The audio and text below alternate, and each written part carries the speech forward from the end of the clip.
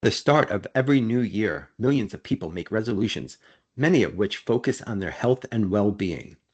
Today, we have a truly special guest that I would like to welcome to Cura Conversations, Tales of Hospitality Excellence. Christy Drews is a registered dietitian and the corporate director of clinical nutrition for Cura Hospitality. Christy has over 25 years of clinical nutrition and food service experience. She will talk to us about what it takes to be a dietitian and some tips and tricks on having a healthy and nutritious new year. Well, thank you for joining us today, Christy. So why don't you start by introducing yourself and telling us about your background and your current role with Cura Hospitality? Well, thanks, Michael. Well, my name is Christy Drews. I live in the Pittsburgh area, and I've been in the field of nutrition and dietetics for over 25 years now in both food service and clinical nutrition. I took a bit of a non-traditional path to become a dietitian. I started my career as a registered diet tech and worked as a diet tech for several years in both food service management and clinical nutrition. And about after 5 years, I went back to school to complete my internship and became a registered dietitian. I did my undergraduate studies at Penn State and then also attended Rutgers University and obtained my master's degree at Central Michigan University. And I started with Cura around 2011 as a registered dietitian in a regional role and advanced to my current role, which is the corporate director of nutrition and wellness. Awesome, and thank you for sharing. So, how does I know you said you took a little bit of a non-traditional role to becoming a registered dietitian, but how does one become a registered dietitian? Sure. So, just recently, as of January 2024, dietitians are now required to have a minimum of a graduate master's degree level and attend an accredited program with 1,000 hours of supervised practice. So, um, not only do they have to go through that master's level of education, they have to have 1,000 hours of supervised practice in several different modules. So, community nutrition, acute care, ambulatory care, long term care, and also food service. After they've completed the program at the graduate level, the student applies to sit for the registered dietitian exam. After they pass that exam, they may need to take some further steps to obtain licensure in the state they're practicing in. And then even after their school is finished, they still need to maintain their education by completing continuing education credits of 75 CPEs or continuing education every 5 years, and they may need additional hours for their licensure as well. Wow, so it sounds like there's a lot that goes into not only becoming a dietitian, but also maintaining it. So what originally sparked your interest in the world of nutrition? So I've always really enjoyed food and nutrition. It's really played a significant role in my life. Growing up, I was really influenced by my father's mother, who was an incredible cook, and she was really dedicated to healthy eating and healthy living because of a diagnosis of diabetes that she had. So she really had a passion for nutrition. She was not an expert by any means, but claimed to be in our family.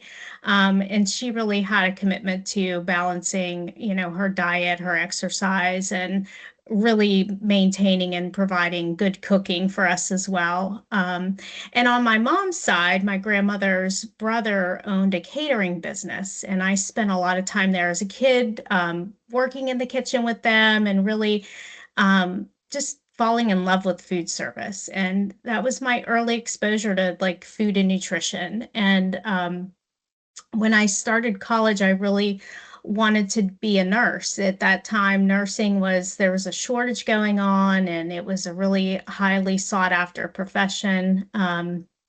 And quickly I realized that nursing was not for me. And I went back to what I loved, which was food and nutrition. And that's whenever I started my nutrition classes. And I really found it fascinating. I loved my first intro to nutrition class and food service classes that I had taken, and really found a passion in nutrition and dietetics at that time.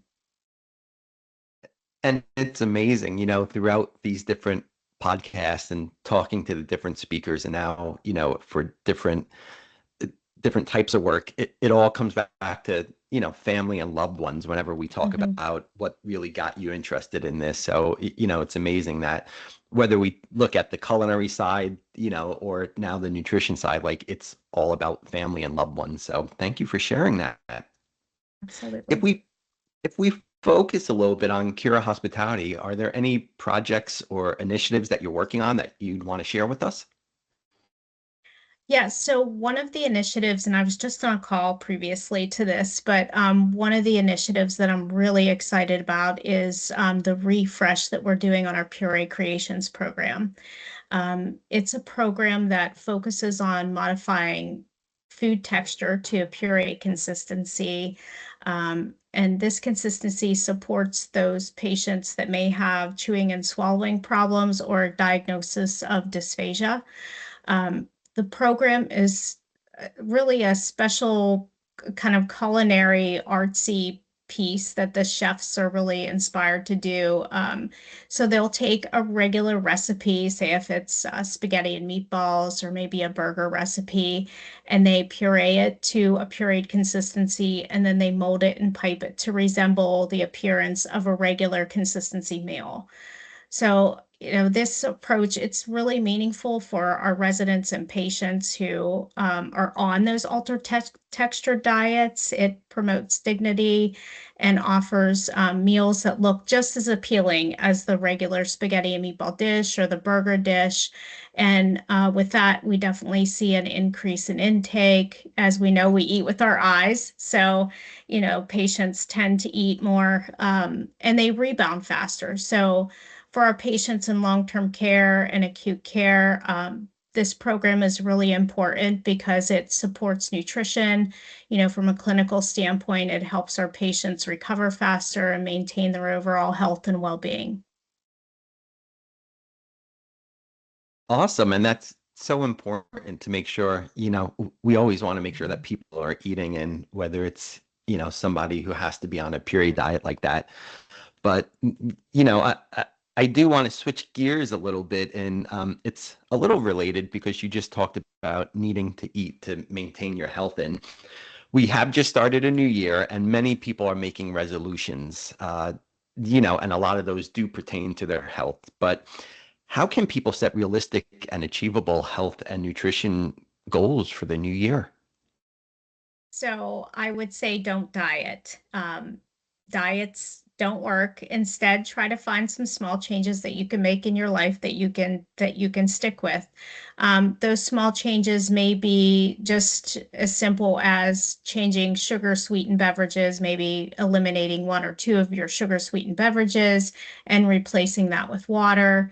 Increasing your fiber intake by swapping out white breads and white potatoes for whole grains and whole grain pastas and breads, and try to make a plan that works for yourself in regards to your meals. So if you could meal prep, maybe prep a variety of proteins and grains that you can use throughout your busy week. Um, and then also exercise. Try to find something that you enjoy doing and you can adapt to with your busy lifestyle. And if you can find a buddy, so always having an exercise buddy is great because it helps to keep you accountable. And exercise, there's so many benefits to exercise. We know it definitely increases your serotonin levels, which is a natural mood booster, and it helps to decrease your anxiety.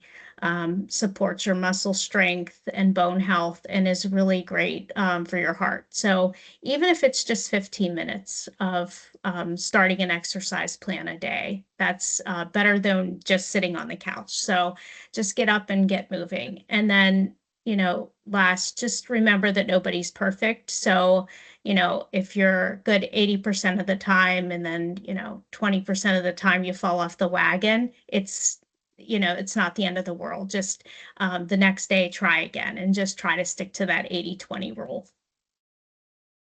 That's some great advice. And I love the two about diet, because that can be very restricting, and we know that that's not something that people are going to maintain. But also, y- you know, exercise, and even if it's only 15 minutes, so many times you hear people will say like, well, if I don't have an hour to work out, it's just not worth it. And it's like, well, if you could do 10, 15, 20 minutes, it's better than not doing anything. So, I really think some great advice there. Yeah. They've Um, just had some great studies on the fact that even just 15-minute intervals of exercise and what that impact is on your heart and your health, especially for, people in their middle age, postmenopausal women, for bone health, and heart health. So definitely some benefits there with just even small intervals of exercise. that's great. So we've heard a lot about inflation over, it seems like, the past 2 years. But we know prices have gone up, especially around food and, when we're buying things in the grocery store. So do you have any tips and strategies for some budget-friendly habits that we could put in to eat healthy?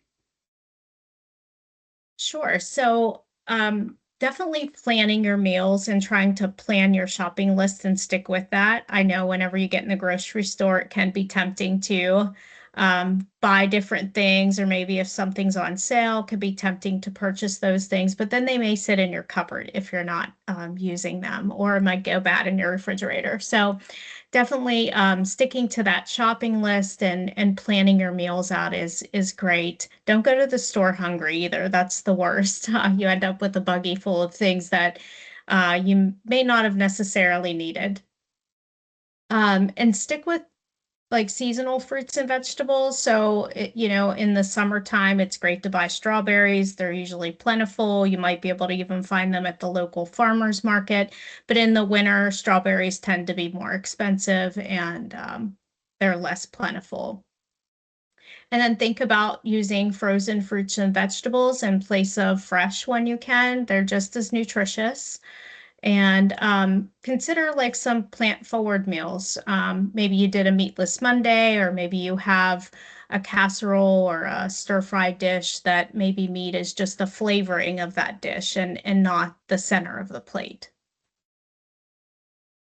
Well, and thank you for sharing. And I think your comment on the plant forward meals is really important, because when you go to the store, you'll see that the biggest spend that you'll have is on, the center of the plate proteins, the meat. And if you're able to reduce that just a little bit, it will help to save money. So thank you for sharing all those. I wanted to end with, and anything else you wanted to share that I neglected to ask. Um, no, the only thing I can say is that the holidays are really upon us, and don't let the hustle and bustle of the holidays really stress you out. But, make sure that you keep moving and keep exercising to manage your stress levels. Stay hydrated with water and choose low calorie beverages. We all tend to have a few more drinks this time of the year, so definitely watch your alcohol consumption. And choose your indulgences, or your desserts, or those extra things that we're eating that we normally don't eat, wisely. Just, try to really do some portion control if you can, and allow yourself to just enjoy your time with family and friends at this time of the year. Awesome. Well, thank you so much. Thank you for your time. I know it's never easy breaking away, but I appreciate it. And thank you for everything. Thank you so much. Thanks for taking the time to meet with me today. Thank you for joining us on today's episode of Cura Conversations, Tales of Hospitality Excellence. And a big thank you to Christy Drews, our Corporate Director of Clinical Nutrition, for sharing some tips and tricks for a healthy new year. We hope you found our discussion on today's topic insightful and engaging. And until next time, happy cooking. Since 1999, Cura has specialized in serving life plan communities, behavioral health, and acute care facilities. Cura creates dining service programs specific to each client's needs, taking the worry of guest safety and satisfaction, employee development, and operational and fiscal challenges off our clients' plates. As our clients' needs evolve, so do we. We are a company of experienced dining service professionals that is part of Elior North America. Together, we are small enough to care and big enough to make a difference. Thank you for listening to Cura Conversations, Tales of Hospitality Excellence, and we hope you will visit us at curahospitality.com to learn more about how we nurture well-being with every meal we serve.